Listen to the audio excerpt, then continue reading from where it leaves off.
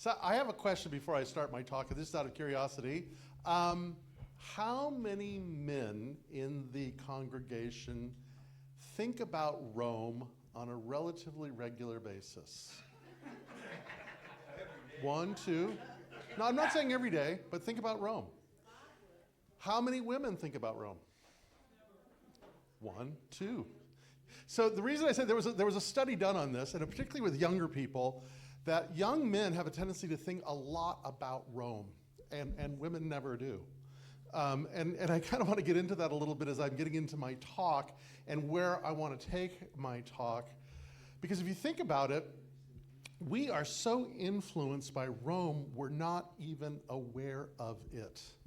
Like every month of the year is named after a Roman empire or a Roman number.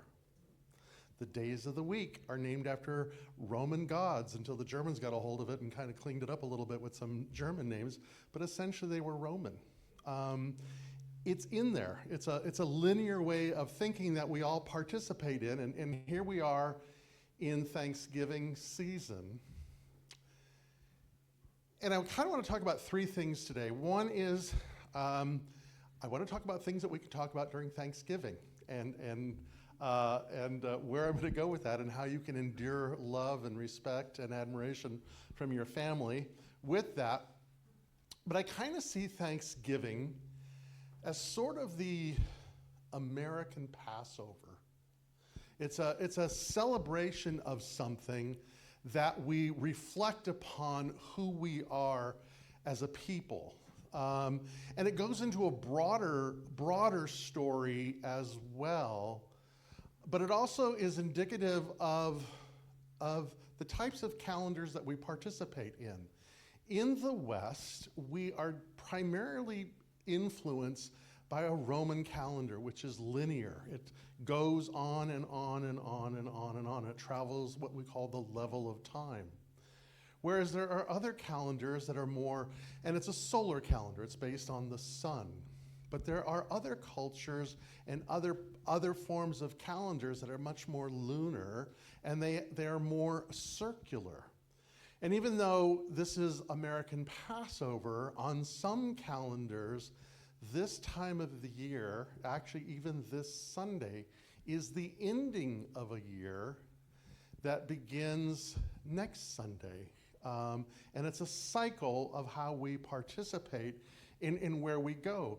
But I've been thinking about this a lot because of, that sense of where we find ourselves today. And I was having a conversation with Andrea this morning in the hot tub. Pro tip: don't sit in a hot tub with me on a Sunday morning unless you want to hear me working through my talk. And so I was saying, where do you come from? And it's like, well, her own identity and then my own identity. I was like, no, let's go deeper with that. Let's go deeper. Because, my family, I'm a Californian through and through. I was born here, raised here, lived here pretty much my whole life. But my family is from New York. And then, on my mother's side, they're from Italy. On my father's side, they're from Wales. And then they go back, and they go back, and they go back. Paul Kingsford, in his book, Against the Machine, talks about maybe in a very real way, we focus on four things to heal the world. We focus on people, places, past, and prayer. And for all of us, we can say, my parents came from here, or, I have this kind of thing in my lineage. By the way, yesterday I was walking my dog, and I ran into one of my neighbors. I was walking my neighbor. I was walking our dog, and his kids were out there, and she said, "What's your big hairy dog's name?" And I said, "Rollo." And he said, "Rollo?"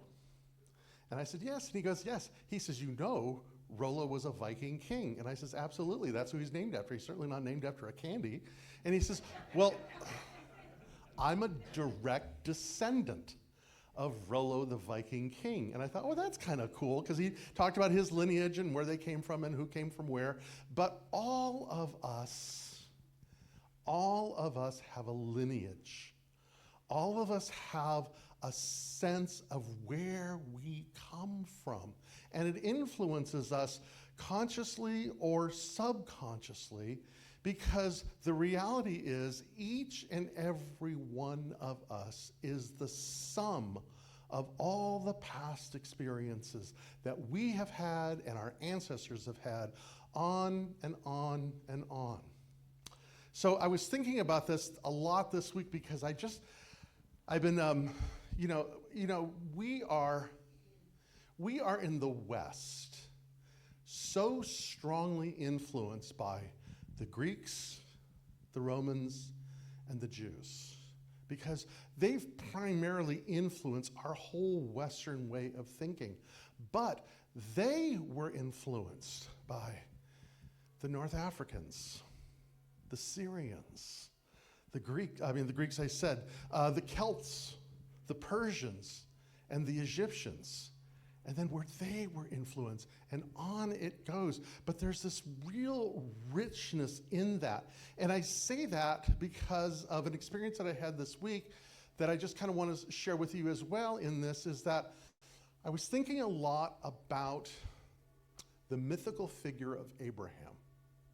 And I thought, my goodness gracious, he was probably, we kind of trace whatever that period of time was, not him historically, but the events of that time was probably about 2000 BCE.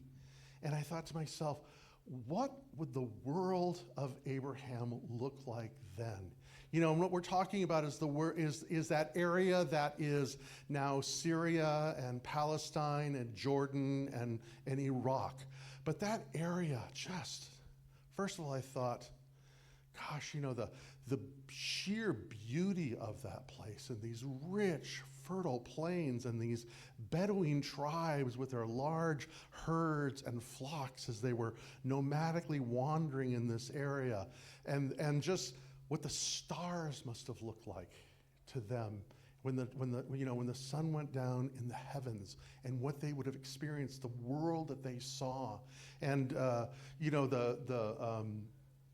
I said, these things, and it got to me thinking, how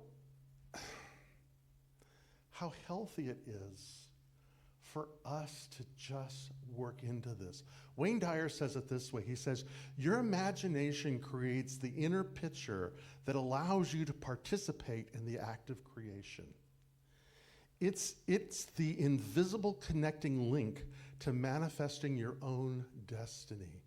Because our destiny is, we are part of this great story that continues to unfold, but it didn't just happen with us. It happened, we are the prayers that are answered by our ancestors as their voice continues to find expression in the world today. And I think it's a very powerful tonic to allow ourselves to think differently than how connected we are to how things are, because we think that how things are is exactly how they always have been. And that's not necessarily the truth. And if we give ourselves the opportunity, the possibility to look at things differently, to relate to the stories from a different point of view, something begins to shift in us. Because the reality is this, is if you and I want to imagine a better world, we have to imagine being better humans. And what that would look like, and where can we learn that, and where can we grab that? And so what I want to offer today is a couple Thanksgiving conversations. Because the thing that we avoid in our conversations with our family, with Uncle Harry and the person that's sitting at the Thanksgiving is it's polite not to talk about politics and religion. But I think we should rehabilitate those two words and talk more about them. Martha Gellhorn, who is an American novelist, says this. She says, people often say, with pride, I'm not interested in politics. they may as well say, I'm not interested in my standard of living, my health, my job, my rights, my freedoms, my future, or any future. So, this is, Bob Dylan has this. Bob Dylan has this great line in his memoir, A Complete Unknown, where he says, at some point, you just get tired of dumb. You just get tired of dumb. Plato says, don't engage in stupidity. But what has happened is, by design, we have created an idea about these stories that is all about separation. But the way that we begin to rehabilitate it is to get to the essence of what it is. Politics means the administration of the community, of the polis, of the tribe, of the family, of the city-state, whatever it is. That's a good thing. It's a thing we should all be engaged in, and resisting the temptation of this side or that side, but focusing in on what it's all about, which is how do we work for the common good? And if we have conversations about the common good, it has nothing to do with all the rhetoric that is going on both sides, which is all about how we get separated by design. Because, something that Toni Morrison says, she says, racism is a distraction to what's really happening. And so when we get stuck at this level, we fail to get engaged at the different level, because what is politics? It is how we learn to live together and work with the resources that we have so that we can get the things done that need to be done. And I think what happens is this, is when we get stuck in a story, when we get stuck on a side, when we get stuck on an attitude of something, we don't even realize that we are prisoners in our own mind. Fyodor Dostoevsky says it this way. He says, the best way to keep a prisoner from escaping is to make sure he never knows he's in prison. And if we think we're right, we're in prison. We're in prison, and we don't even know that we are, because we're stuck in a story or an idea that functions as the perception or the lens and how we look at other people or other things, because it's all focused in on our way of looking. Which brings me to my other favorite word, or my other favorite term in this Thanksgiving conversation, which is this, which is the idea about when people say, and by the way, if you ever want to make me nuts, define yourself this way: I am spiritual, not religious. That is absolute nonsense. Because when you press it a little bit, what you get is, this is mine, this is me, it is I. And that, by design, separates us. Ernest Holmes says, if you take any condition in the world and eventually distill it down, you will arrive at a place or a belief in separation. Being personally spiritual is a way that you separate yourself from the rest of the community. Religion is what unites us. And I'm not saying this religion or that religion, because if you're hearing me say that, then you're a prisoner in your mind defining what I'm saying as another way of perceiving who's right, who's wrong, who's in, who's out. Are you with me on this? Because it doesn't matter what religion you're in. It really doesn't. And by the way, it doesn't matter what you believe, because religion has nothing to do with belief. That was an invention of the Protestant Reformation as to who was in and who was out. You believe this, you're in. You believe this, you're out. You're burned at the stake. Religion has nothing to do with what you believe, but it has everything to do about what you do. Religion was invented even before language as a way that we could learn to live together when we began expanding beyond the family into the tribe, into the community. It was a way that said, this is how we can be together without killing each other. So there's an interesting thing about this. I think it's how we remain curious. Because a religion that excludes us, like a politics that excludes us, is by design there to separate us from the greater experience that is wanting to be available to who you are. And again, if you think about it,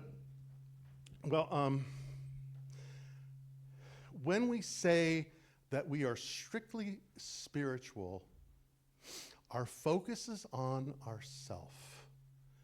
But if we say we're part of something greater than ourself, then there is an impetus for us to expand and engage. And again, going back to Dostoevsky, he says this. He says, the mystery of human existence lies not in just staying alive, but finding something to live for. And the thing about the community experience is it says that my life is part of something bigger than myself. And generally, religions are formulated around a person's transcendental experience and those that gather around them to try to formulate a way of living those ideals. In the Gospel of Thomas, it says this. It says, pay attention to the one in the presence before you, and all that is hidden will be revealed. And again, it doesn't matter if you're talking about the teachings of Jesus, the teachings of Moses, the teachings of the Buddha, the teachings of the prophet, peace be upon him. It doesn't matter. But it's the idea that someone has gone ahead of us and had an experience and is offering a way not of what to believe, but of how to live. You with me on this?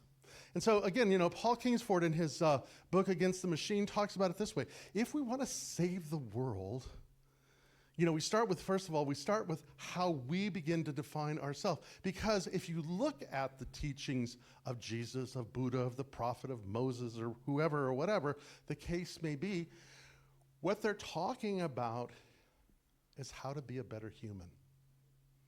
How to be a better human. And what that means, it means being a better human means being engaged in something that is larger than ourselves. It is something that engages us or calls us into something, a vision that where we're going. And what Paul Kingsford says is the areas of focus on that are what he calls the 4 Ps. People, places, the past, and prayer. The 4 Ps. People, our focus is in on the people that we love, the people that we know. It's not about going big, but really it's about going small. The immediate people in our life. How connected are we to them?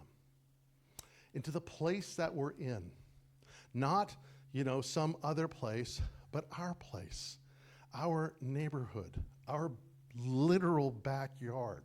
Our neighborhood, our community, the things that are immediately there. That's the place to begin giving our energies, because we can be so easily distracted. And our past, to go back again to think about, how did I get here? Who are my people? Where do I belong? How am I connected? And to follow that curious wandering to those innermost resources that begin to reveal something to us. And then the form of prayer. And I want to get into prayer in just a minute. But I just kind of want to invite us to consider this idea of making the world better by being better humans.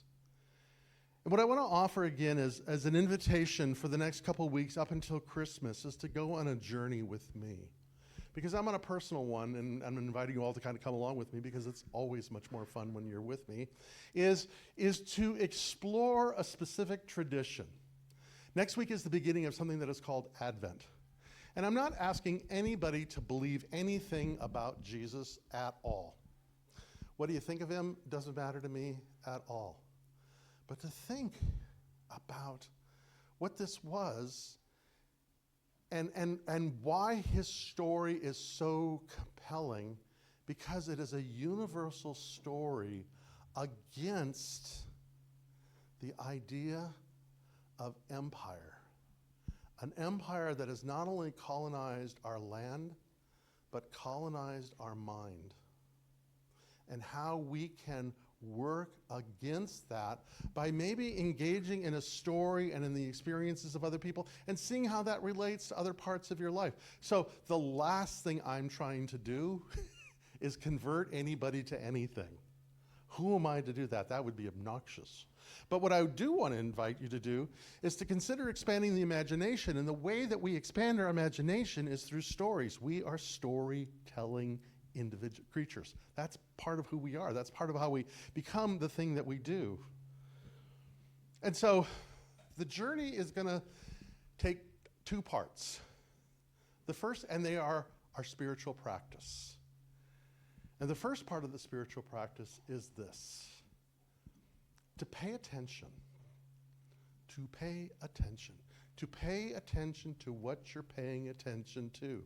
When your mind is going someplace, where is it going? And to pay attention to that. You know, a hermeticist that I like, a guy by the name of Eric McCormick, says it this way. He says in his poem, The Economy of Attention, he says, "Attention is the modern magician's rarest resource. Wherever focus goes, probability condenses. Distraction scatters enchantment like chaff. Before ritual, prune the day of noise. Treat your attention as sacred currency. Every thought spent without purpose is a tithe to entropy." Every thought spent without purpose is a tithe to entropy. Whenever we're distracted, whenever we're doom scrolling, whenever we're kind of engaged in one thing or the other, we're spending precious resources. Because going back to what Wayne Dyer says, the engagement of our imagination is how we participate in the co-creation. And if we are in distraction, then we are in entropy. But if we are focused, if we are pruning away, if we are cleansing ourselves of all the rough edges, the superfluities, then we strengthen ourselves. And the tool that we have is prayer. And I want to speak personally on this too, because there are some times in my life where maybe I'm too tired, too distracted, too scared, too whatever, to pray. And what I have is the prayers of others as a resource. Because maybe I'm not able to do a spiritual mind treatment for myself or a prayer for myself in that moment, but I can use the experience of someone else. Another good reason for religion. And for me, what I offer is, it's almost a mantra. It's a contemplation. And it was from a spiritual mystic by the name of Teresa of Avila. She was a writer, she was a prioress, she was a noble woman that kind of had to, for interesting reasons, go into a convent. She was a critique of popes. She was considered a doctor of the church. But she wrote this, and this was her bookmark. And I use it often myself when I am distracted. And I offer it to you as a practice, and it'll be in the newsletter this week for you just to consider. Let nothing disturb you. Let nothing frighten you. All things pass away. God never changes. Patience obtains all things. Whoever has God lacks nothing. God alone suffices. God alone suffices. Let nothing disturb you. Let nothing disturb you. Let nothing frighten you, because all things pass away. God, that infinite being, however you define it, whatever it is, there's the changeless of the changing. There is that which is the Ein Sof of Kabbalah. In patience, all things are obtained. If we are connected, whosoever has this connection to that divine essence lacks nothing. And at the end of the day, God alone suffices. God alone suffices. And so I encourage you this Thanksgiving, talk politics. How do we work for the common good? Not what separates us, but what direction are we going into? Let's talk religion. What are we connected to? And what is the story that says we are part of something greater than ourselves? Let's practice that this afternoon in our own Thanksgiving feast. Thank you.